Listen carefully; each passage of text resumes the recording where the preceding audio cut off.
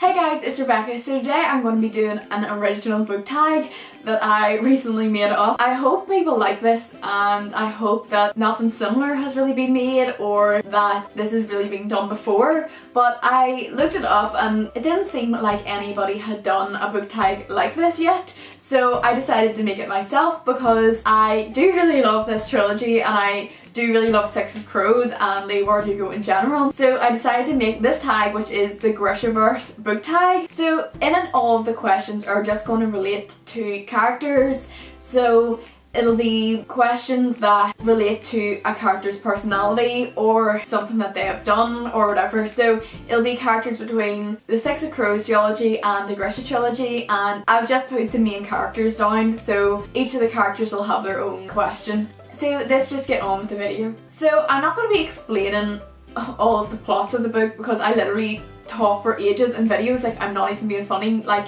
my videos are just too long sometimes and it just takes a million years to edit because I just have to take out me rambling and all about stuff. So I'm not going to be talking about their plots, and you'll probably know what the books are about anyway because a lot of them are very popular books, so you'll know what they're about probably anyway. So the first question is Kaz Brekker, a book that you shouldn't judge by the cover. Okay, so I haven't read many books that I would consider to have ugly covers actually, because I like buying editions that are really pretty, and I just couldn't think of a book that I have read that had a generally ugly cover, but I decided to pick a book that you can get in ugly covers, and I have one of the less nice editions of it because I know you can get a lot nicer editions of it because it is a classic, so there's loads of different editions, and that is Jane Eyre by Charlotte Bronte. I don't have the nicest edition of this in the world, but it's still the same book and it's one of my favourite books, so it's obviously really good and I know a lot of people love this. Obviously everybody really knows what it is, it's Jane Eyre. I have one of these Wordsworth classics that are quite good if you just want like a cheap classic because you're still getting the same book and they're quite nice when they're lined up on the shelf because it's just black with a wee picture at the top, and I have a lot of them and they do the same job. Like you're still reading the same story. Like it's not as if it's like really bad quality, like it's quite good, it's just like not the nicest cover in the world. So that's why I decided to give this answer. So the next question is Nina, a book that made you feel empowered. So for this question, I really couldn't think on the top of my head without repeating myself using the same book as like another one of my answers. So for this one I just thought of a book that made me feel like I was the main character, and for that I picked The Hunger Games by Suzanne Collins. Obviously Katniss was a really strong female character and obviously she had to face everything in the Hunger Games and ended up winning, and she was obviously really successful in the Hunger Games and just did everything that she needed to do. And I feel like whenever I read the Hunger Games I became Katniss. Like, do you ever get whenever you read a book and you literally feel like you've become the main character? So I feel like because Katniss was doing so well in the Hunger Games and even particularly in Catching Fire, I feel like Katniss became empowered, so I did too, and I felt empowered by that because I just loved Katniss and I loved the whole thing that she was so good at it, and like she did so well in the Hunger Games, and I don't know, like I thought that was really empowering and just really good to read about. So the next question is Inej, a book with a good balance of characters and plot. So for this question I decided to pick The Astonishing Colour of After by Emily X.R. Pan. I feel like this book has the perfect mixture between characters and plot.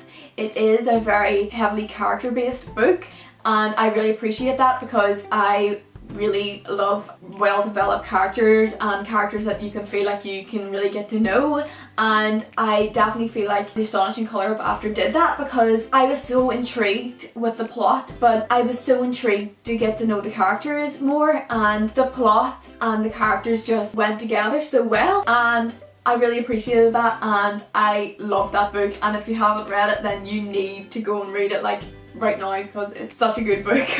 So the next question is Alina, a unique book, one that is unlike anything you've ever read. So for this question I decided to pick Great Expectations by Charles Dickens. I thought this book was just like unlike anything I had ever read before. So the next question is Mal, a book that always sticks with you. So for this question I decided to pick Franny and Zoe by J.D. Salinger. I think about the conversations that Franny and Zoe have all the time. There's this one conversation that happens between Franny and Zoe near the end of the book, so I don't want to say what they actually talk about because it's the best bit and I don't want to spoil anybody, but they have this kind of philosophical conversation near the end of the book, and there's so many topics that are addressed in this book. There's the topic of religion and how religion affects you mentally. That's what I got from it, and I think that it deals with mental illness as well. Personally, that's what I think, and just the characters in the book are so interesting. That one conversation I think about a lot because it was actually a concept that I thought of before and I hadn't came across anybody else making the same argument, and then I read this and J.D. Salinger made this argument that I thought nobody had thought of before. Like, I thought that was just me who had thought of it. Like, I didn't think it was like this genius idea, I just always thought of this concept. Yeah, I just always think about this book and the characters in it because I find it so interesting, so good. I love it so much. So the next question is The Darkling, a book with a dark plot or storyline. So for this book I decided to pick Wuthering Heights by Emily Bronte. This is one of my favourite books of all time, but it is a gothic novel and it falls into the gothic genre, so it obviously has quite a dark plot, and the setting in the book is very dark and it just really sets the scene. Things that happen in the book are quite dark. There's some stuff that is so sad, but not even that. Like, physical actions of some of the characters are quite bad and kind of scary. Not in an actual frightening way, but the fact that the characters have the capacity to act the way they do sometimes is scary to me, because the whole way through the book it's just so interesting seeing why the characters ended up being the way they are and why they're driven to act the way they do, and there's just a very general darkness throughout this whole book. Even the style of writing is so dark. It's amazing though. If you haven't already read this, I would highly recommend it. Like, kind of persevere through the first couple of chapters, but Kathy and Heathcliff's relationship is just amazing and so interesting and the best to analyse in the world. I love this book literally so much. So the next question is Jesper, a book that people always seem to leave out. Okay, so I'm going to explain this because I feel like people won't know what I mean by that. At the start of Six of Crows, Jesper's complaining about how Kaz kind of leaves him out. That's why I picked that question, because I thought that might fit. So my answer to this question is Raise High the Roof Beams, Carpenters and Seymour, an Introduction by J.D. Salinger. This book is always left out. Like, people hardly ever talk about it really on BookTube, or people just generally don't seem to know about it. I would say it's J.D. Salinger's least known book. I would say it's not as good as the rest of them, but it's still worth a read and I really like it.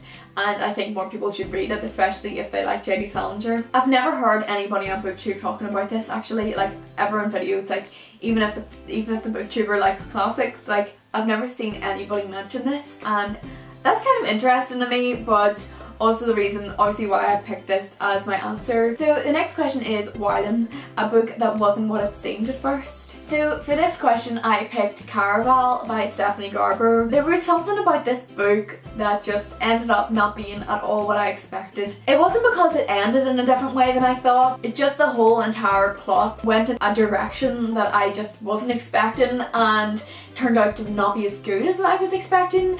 Like, I just thought that the whole world could be 10 times better than Stephanie Garber actually made it to be. I think she had this amazing idea and could have turned it into something a lot better than what she did end up writing, if that makes sense. But obviously a lot of people love this book and that's just my opinion, and I can see why a lot of people do like this book, but it just took a turn that I didn't think it was going to take, and therefore just made me not like it as much as I think I could have if it had have taken the direction that I wanted it to take. Like, I don't know exactly bit by bit what I wanted to happen, I don't mean in that way, but I mean just the general themes and the way the characters were and what actually happens at Karvall was very different than what I was hoping it to be. So the next question is Mattias, a book that was bad at first but turned out good. So for this question I decided to pick Stalking Jack the Ripper by Kerry Maniscalco. I thought the writing in this, like the whole way through, was really cringe and babyish, but in the end I actually ended up really enjoying it. It was kind of one of those things where you just kind of have to accept that that's the way it's written. You can tell that it was aimed towards a certain audience and maybe like the younger half of like young adult readers,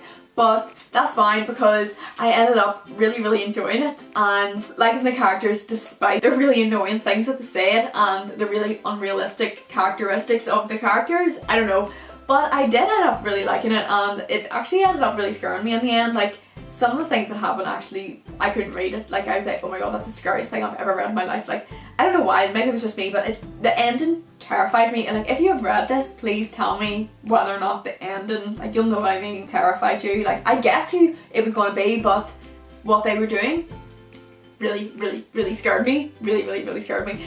So I ended up loving this and giving it 4 stars. Whenever the whole way through I was expecting to give it like 2 or 3 stars. So the next question is Nikolai, a witty book. So for this question I decided to pick The Catcher in the Rye by J.D. Salinger. I think that Holden Caulfield, the main character in this book, is hilarious. Like, I know that he's meant to be, like, I can just feel that he's meant to be, but I don't think a lot of people can see the humour in it, and I find Holden absolutely hilarious. Like, he makes me laugh, like properly laugh. Like, see, the first time I read this I was like, oh my god, that's the funniest thing I've ever read, because he's so witty. I love him. I love Holden Caulfield so much. I think this book's absolutely hilarious. Like, obviously not the actual themes in it, I don't think the themes and the message of it is hilarious, but I think Holden's a really funny guy. I love him. So that's it for this tag. I hope you enjoyed watching it, and I hope that the questions were decent enough and the tag in general was decent enough, and that people will actually want to do this tag. People can obviously do this tag even if they haven't read anything by Leigh Bardugo,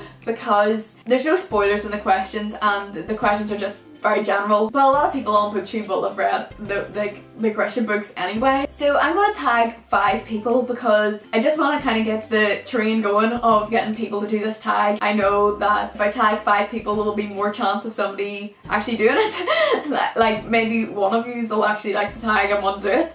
So yeah, I'll tag 5 people for this. Hopefully people will actually do this tag. So the first person I'm going to tag is Jasmine's Reads. I'm guessing that she hasn't read like any of these books, but hopefully she'll do it anyway because I would still like to see her answers to the questions in this. The next person I'm going to tag is Cats and Camera. I know she has read these books, so she'll hopefully get what the questions mean.